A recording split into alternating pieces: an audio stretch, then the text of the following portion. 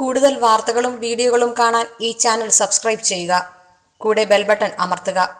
Please subscribe our channel.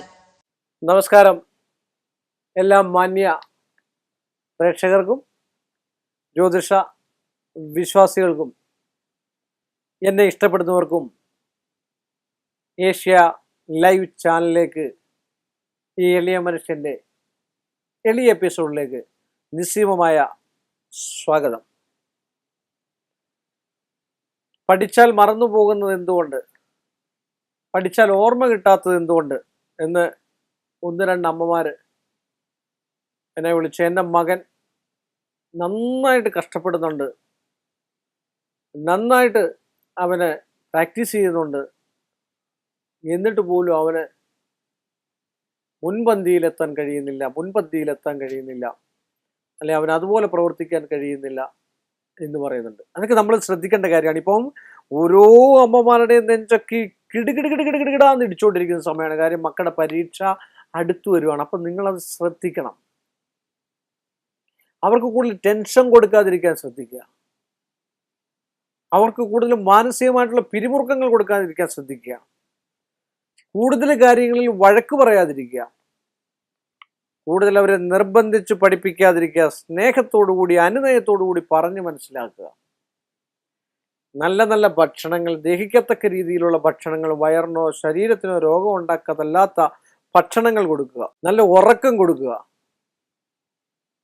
നല്ല കാര്യങ്ങളൊക്കെ കേൾപ്പിക്കുക. ക്ഷേത്ര ദർശനങ്ങൾ നടത്തുക. ഇതൊക്കെ ചെയ്യുക. അതുപോലെ തന്നെ ബ്രഹ്മീകൃതം നെയ്യ്, ഗരുഡ പഞ്ചാക്ഷരി മന്ത്രത്തിൽ, അതുപോലെ തന്നെ ഇങ്ങനെ പറയുന്ന കാര്യം, എൻ്റെ മകൻ നല്ലതാണ്, എൻ്റെ മകൻ നന്നായിട്ട് പഠിക്കുന്നതാണ്, ഇത് മറ്റുള്ളവരുടെ അടുക്കൽ പറയാതിരിക്കാൻ മാക്സിമം ശ്രമിക്കുക. അന്നേരമാണ് അവർ കണ്ണുദോഷം എന്ന് പറയുന്നു, അല്ലെങ്കിൽ വാവളെന്ന ചിലപ്പോൾ അയ്യോ അവൻ അത്രയും പഠിച്ചല്ലോ, ഇത്രയും പറഞ്ഞാൽ മതി. നിങ്ങളുടെ മോൻ ഒരു പരീക്ഷയ്ക്ക് പോയാലും ചിലപ്പോൾ എഴുതണം, മൊത്തം പഠിച്ചുകൊണ്ട് പോയെന്ന് പറഞ്ഞാൽ എഴുതാൻ സാധിക്കാത്തൊരവസ്ഥ ഉണ്ടാവും.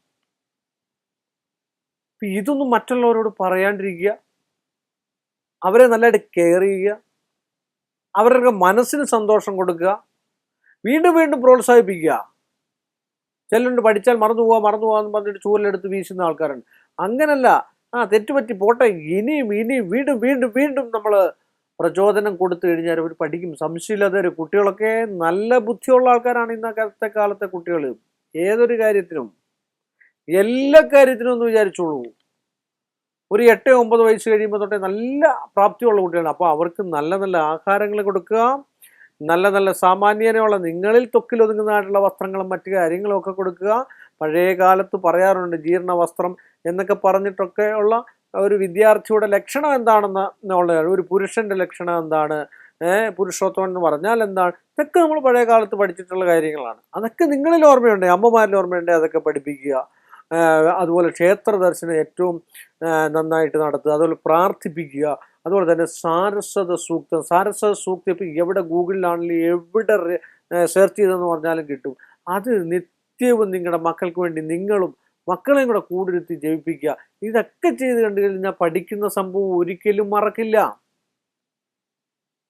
ഒരു സിനിമ കണ്ടു കഴിഞ്ഞാൽ കൃത്യമായിട്ട് ഓർത്തിരിക്കും ഓരോ ഇതും. അത് വിഷ്വലാണ്. അതുകൊണ്ടാണ് പഠിക്കുക എന്ന് പറഞ്ഞു കഴിഞ്ഞാൽ നമ്മൾ മനസ്സിരുത്തുകയാണ്. നമ്മുടെ മനസ്സെന്ന് പറയുന്ന ഹൃദയത്തിലേക്ക്, അല്ലെ മനസ്സിലേക്ക് അതിനെ ഒപ്പിയെടുത്ത് അത് മനസ്സിൽ പതിപ്പിച്ച് കൊണ്ടുപോയിട്ട് വേണം അതേ രീതിയിൽ ആ സാധനം തിരിച്ച് കടലാസിലേക്ക് വരാൻ. അപ്പം അങ്ങനെ വരണമെങ്കിൽ മനസ്സും ശരീരവും ശുദ്ധമാക്കി കൊടുക്കുകയും ഈശ്വരനെ വിളിക്കുകയും ഒക്കെ ചെയ്ത് കണ്ടു കഴിഞ്ഞാൽ ഏറ്റവും നന്നായിട്ട് മറവിയില്ല നിങ്ങളുടെ കുട്ടികൾക്ക്, അല്ലെ നിങ്ങൾക്ക് പോയി പരീക്ഷ എഴുതി വിജയിക്കാൻ പറ്റും എന്ന് പറഞ്ഞുകൊണ്ട് വീണ്ടും നമ്മൾ തമ്മിൽ കാണുന്നവരെ എല്ലാ മാന്യ പ്രേക്ഷകർക്കും എൻ്റെ നിസ്സീമമായ നന്ദിയും കടപ്പാടും. കൂടുതൽ വാർത്തകളും വീഡിയോകളും കാണാൻ ഈ ചാനൽ സബ്സ്ക്രൈബ് ചെയ്യുക. കൂടെ ബെൽ ബട്ടൺ അമർത്തുക. Please subscribe our channel.